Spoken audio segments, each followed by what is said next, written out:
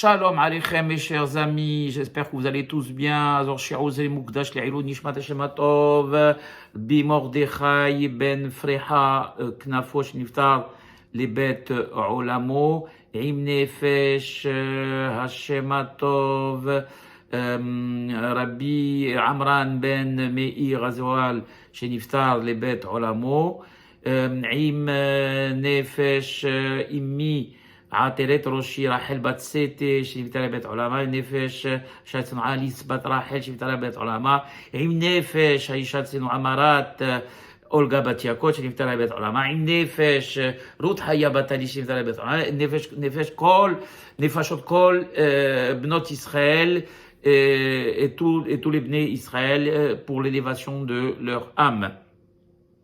Alors, je vais intituler le cours aujourd'hui Napoléon et le vieux rabbin. C'est un titre qui va vous paraître peut-être un peu étrange, mais vous savez, Napoléon est très à la mode en ce moment. Par Zemmour, on ne fait qu'entendre Napoléon, l'histoire de France est devenu quelque chose, un leitmotiv qui revient très à la mode. Il est vrai que Napoléon a eu des rapports particuliers avec le Ham Israël. Il est bien sûr, elle a été à l'origine de l'émancipation des Juifs de France par la convocation du Sanhédrin, et le statut des Juifs de France a changé, la création du consistoire qui existe jusqu'à aujourd'hui, l'organisation du judaïsme français, c'est un travail, on va dire, colossal, puisque à l'époque, beaucoup de Juifs ne voulaient pas se soumettre à l'uniformisation, on va appeler ça, sous la République de la religion.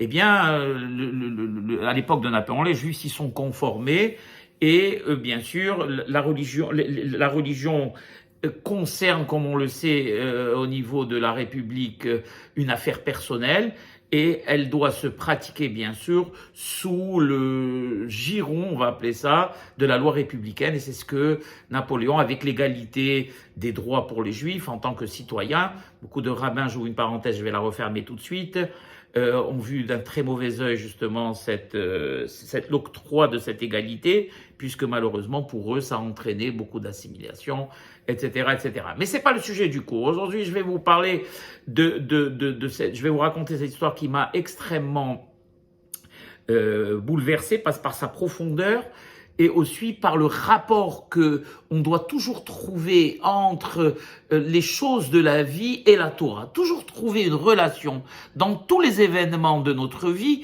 avec un passouk de la Torah, avec une paracha de la Torah.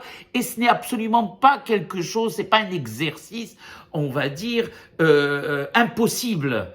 Hein, pour quelqu'un qui étudie la Torah, pour quelqu'un qui est plongé dans le livre de la Torah, eh bien, on sait que à partir de la Torah, on sait qu'à partir de la Torah c'est le plan premier sur lequel Akadosh Baruch Hu s'est basé pour créer son monde jusqu'à la venue du Mashiach. Et donc tous les événements qui se déroulent et qui se sont déroulés, qui se déroulent et qui se dérouleront jusqu'à la fin des temps sont inscrits dans la Torah. Donc il n'y a pas quoi que ce soit qui se passe dans ce monde, même quelque chose qui nous paraît très très loin des textes de la Torah, qui n'est pas en rapport profond avec la Torah. Alors bien sûr, nos yeux à nous matériaux, on va appeler ça, comme le dit le Rav Ben Chetri, on est des matériaux. Nos yeux matérialistes n'ont pas, comme le Baba Salé, comme notre Tzadikim Kedoshim, cette vision profonde des choses où à partir d'un texte, ils arrivaient à déceler ce qui allait se passer. Nous, à notre niveau déjà, qu'on puisse réfléchir et trouver une corrélation entre les textes de la Torah et une histoire comme celle que je vais vous raconter, eh bien cette corrélation nous est ramenée par le Rav Soloveitchik, le Gaon, qu'il a entendu de son père Rabbi Haïmi Brisk, et que je vais vous conter. Vous savez que Napoléon, au moment de sa grandeur, au moment où il avait gagné toutes les batailles, pratiquement toutes les batailles en Europe, a décidé d'élargir son front, mais il a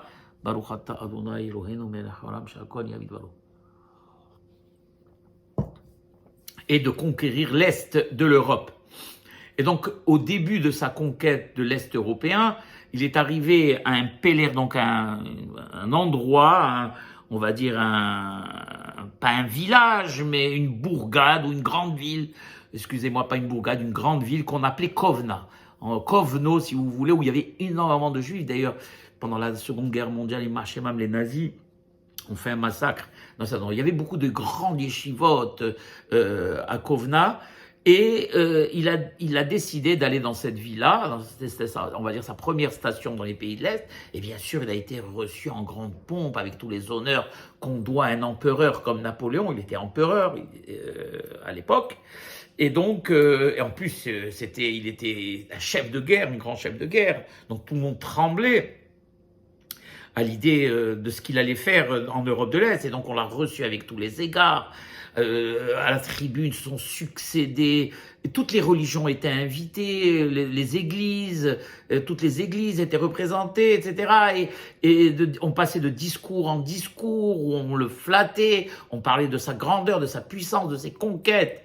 Et à un moment donné, Napoléon, qui avait, on va dire, une certaine admiration pour le peuple juif, ne manque pas les histoires sur Napoléon et son rapport avec le peuple juif, avec l'histoire juive, était étonné de ne pas voir un représentant de la communauté juive. Il savait qu'il y avait une grande communauté juive qui habitait dans les pays de l'Est, et il était étonné qu'aucun juif ne soit représenté dans cette assemblée. Et il s'adresse donc à l'organisateur, il dit « Comment cela se fait-il qu'il n'y ait pas de juifs ou d'israélites, comme il les appelait lui plutôt, pour me recevoir ?» Et bien sûr, Imar ces Polonais là, antisémites, comme ils le sont à l'heure actuelle d'ailleurs, et qui n'ont pas changé d'ailleurs, ils sont plus antisémites que les Allemands, sachez-le.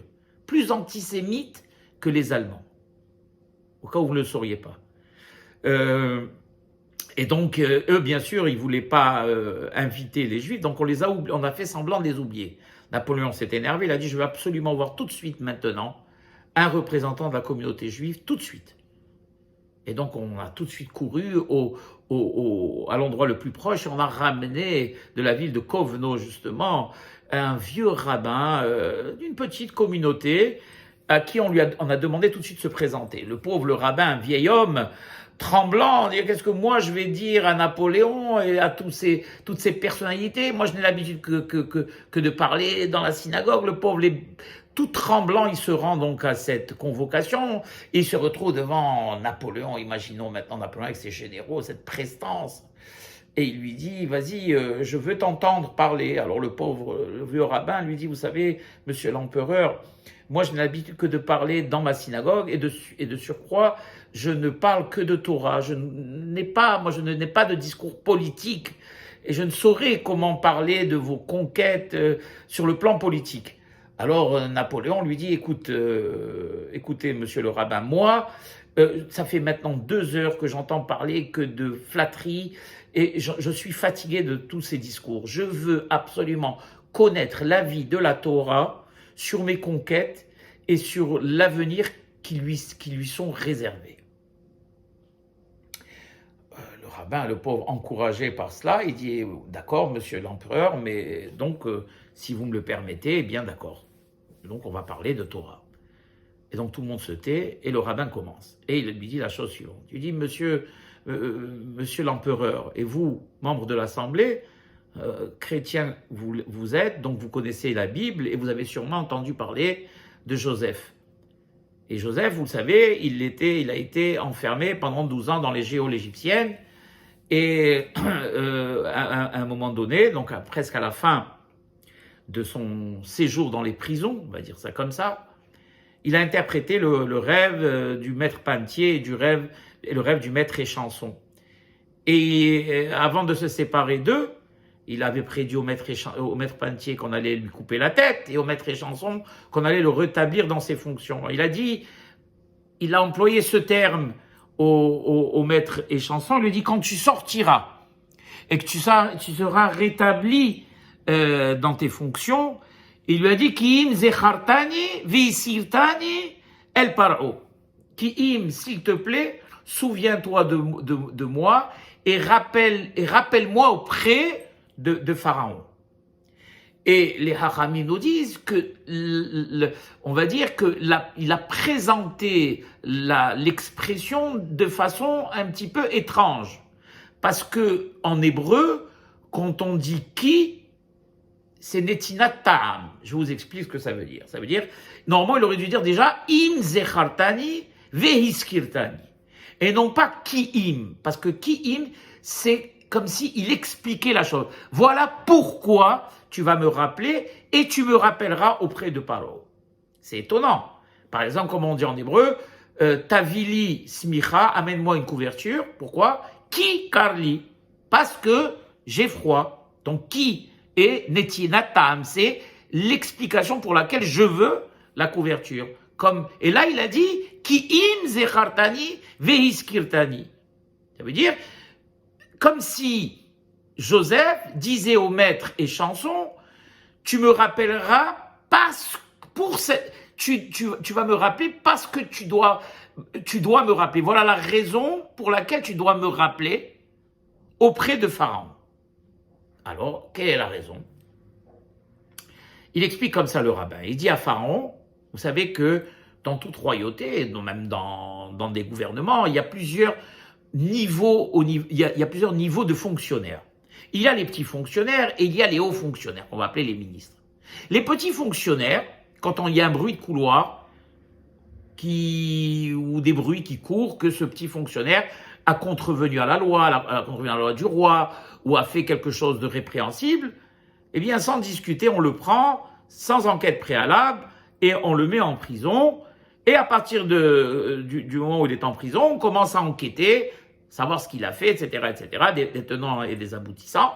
Et s'il est, jugé innocent, eh bien, on le fait sortir et on peut même le rétablir dans ses fonctions. Ou s'il est reconnu coupable, eh bien, on le punit en fonction de sa culpabilité. Pour le deuxième type de fonctionnaires qu'on va appeler les hauts fonctionnaires, quand on entend aussi des bruits de couloir ou des rumeurs que le haut fonctionnaire ou le ministre a fauté, eh bien, on s'empresse pas à le mettre tout de suite en prison. Pourquoi? Parce que déjà mettre quelqu'un en prison, on voit aujourd'hui les scandales qu'on entend sur des personnalités, des mondes des médias, des mondes de la chanson, du spectacle, quand ne serait-ce qu'il est accusé d'avoir, que Dieu en préserve, eu un comportement d'avoir violé ou d'avoir eu agressé ou d'avoir, je ne sais pas, ce qu'on entend aujourd'hui, même s'il n'est pas coupable, la personne, elle est, si on découvre 2 ans après le procès qu'il n'est pas coupable, la personne est finie. C'est fini. Le bruit qu'on a fait courir, déjà, ça y est, les gens ne cherchent plus à comprendre. Hein, il est coupable. Le bruit suffit. Donc pour des ministres, eh bien, on ne s'empresse pas à les enfermer. Parce que le fait de les enfermer prouvera déjà, même si ce n'est pas vrai, leur culpabilité. Donc qu'est-ce qu'on fait? On fait une enquête préalable qui peut durer quelques temps. Et une fois qu'on a les résultats de l'enquête, s'il est reconnu coupable, alors en général, si c'est pas très très grave, on va le mettre ce qu'on appelle en repos forcé, d'accord, pour, on va dire, sauvegarder son honneur. Si c'est grave, alors on va le mettre en prison et il sera jugé en fonction de la gravité de la faute. Alors, à cela, maintenant, écoutez bien, suivez-moi, restez concentrés. Quand un petit fonctionnaire est en prison, cela ne prouve pas qu'il est coupable. Totalement qu'il est coupable. Pourquoi? Parce qu'on l'a enfermé avant d'enquêter. Vous êtes d'accord avec moi? Et donc le fait qu'il soit en prison ne prouve pas complètement qu'il soit coupable. Et donc il a des chances de sortir, d'être rétabli et de revenir à la situation d'antan. Très bien. Par contre, un haut fonctionnaire, quand il est en prison, il est sûr qu'il est coupable parce qu'on l'a mis en prison qu'après avoir enquêté. Et donc, il a très peu de chances de sortir de prison. Et s'il a la chance d'avoir de grands avocats, peut-être de réduire sa peine, mais d'être gracié, sûrement pas. Revenons maintenant à Joseph. Joseph, quand il a expliqué le rêve au maître Échanson, le maître Échanson est un haut fonctionnaire. On ne peut pas servir et être à côté de Pharaon si on n'est pas quelqu'un de confiance et quelqu'un de très haut placé. va dire, comme on dirait aujourd'hui, un ministre au cabinet royal. Et donc, quand il lui a dit, Joseph, qu'il allait être rétabli et reprendre ses fonctions, il a perçu, Joseph, un étonnement sur le visage de ce maître échanson. Pourquoi? Parce qu'il a suivi la logique que je viens de vous expliquer. C'est-à-dire, moi, je suis un fonctionnaire très haut placé, jamais je ne sortirai de prison. Alors lui répond à cela Joseph, mais tu as été mis en prison sans enquête préalable, ce qui est quelque chose qui n'est pas naturel. Et c'est pour cela que tu as une chance de sortir et d'être rétabli. Tu remarqueras que pour un haut fonctionnaire de ton rang, normalement on aurait dû enquêter préalablement. Or, parce que justement le fait que tu sois en prison n'est pas fortuit, Dieu a fait en sorte qu'on n'enquête pas sur toi et qu'on t'enferme directement pour que tu puisses sortir. Et pourquoi tout cela? Eh bien, pour pouvoir me faire sortir un homme innocent comme moi, un tzaddik, qui est depuis de nombreuses années enfermé sans avoir aucunement péché. Donc tu remarques, il lui dit que si tu es là, c'est dans un seul but. Eh bien, c'est pour me faire sortir. Et c'est pour ça qu'il lui dit Ki im zechartani veiskirtani. Si tu es là, c'est justement pour te rappeler de moi et pour me rappeler auprès de Paro quand tu sortiras et tu seras rétabli dans tes fonctions. Le rabbin regarde Napoléon et lui dit la chose suivante. Il lui dit, Monsieur l'empereur, vous m'avez demandé qu'est-ce que je pensais de vos conquêtes et qu'est-ce que la Torah, quel est le regard de la Torah sur mes conquêtes et sur vos conquêtes, pardon, est-ce qu'elle allait advenir, quel avenir Akadosh Baruch Hu le réserve et pourquoi tout cela? Pourquoi ce destin vous est réservé? Eh bien déjà, posons-nous la question, qu'est-ce que vous, qui venez de l'Europe de l'Ouest, qui est le pays de la liberté, du luxe, du confort, venez faire dans une prison, puisque les pays de l'Est sont assimilables à la prison, il n'y a aucune liberté. C'est déjà une question en soi que vous devez vous poser. D'accord? À partir de là, vous êtes en train de gagner et il n'y a aucun ennemi qui peut s'interposer. Vous avez déjà pris le contrôle de toute l'Europe de l'Ouest et vous allez venir à l'Est justement et vous allez continuer à avancer dans vos conquêtes. Tout cela, monsieur l'empereur, posez-vous la question pourquoi? Eh bien, si Dieu vous a permis tout cela, c'est justement pour venir ici, dans ce pays maudit, et voir dans quelles conditions vivent les descendants de Joseph. Nous sommes brimés, des lois tous les jours contre nous, contre notre nation, contre notre peuple. On nous enlève le pain de la bouche. Il n'y a aucune égalité. On est considérés comme des citoyens de seconde zone. Nous n'avons aucun droit. Notre vie à nous est un cauchemar au même titre que pour Joseph qui était enfermé dans les geôles égyptiennes. Et vous êtes comme ce maître échanson qui est venu, qui avait été dirigé par Dieu, à qui Dieu a donné ce fabuleux destin, justement. Qui, Zechartani veiskirtani, lui dit le rabbin à Napoléon, car vous êtes là justement pour vous enquérir des conditions terribles dans lesquelles nous vivons et faire en sorte, si Dieu veut, que quand Akadosh Baruch Hu vous accordera la victoire complète dans ces pays de l'Est, vous rétablissiez nos droits en tant qu'êtres humains et qu'on ne vive plus comme des citoyens de 3e et 4e zone. Voilà pourquoi Dieu, et voilà si vous me demandez ce que la Torah, quel est le regard de la Torah par rapport à vos conquêtes et pourquoi Dieu vous a réservé ce destin, eh bien c'est pour cette raison, au même titre que Dieu a réservé ce destin au maître échanson pour pouvoir faire sortir Joseph des geôles égyptiennes, au même titre que vous allez nous faire sortir, nous aussi, de cette détresse dans laquelle nous vivons. Napoléon, quand il a entendu cela, il a été complètement ébranlé et il s'est jeté sur le rabbin et il lui a serré chaleureusement la main. Eh bien, mes chers amis, beaucoup de nos sages disent que ça a été le déclencheur, ça a été un déclencheur pour Napoléon, et c'est ce qui l'a tout de suite, ça l'a complètement ébranlé, et c'est ce qui l'a justement, qui a été, on va dire, c'est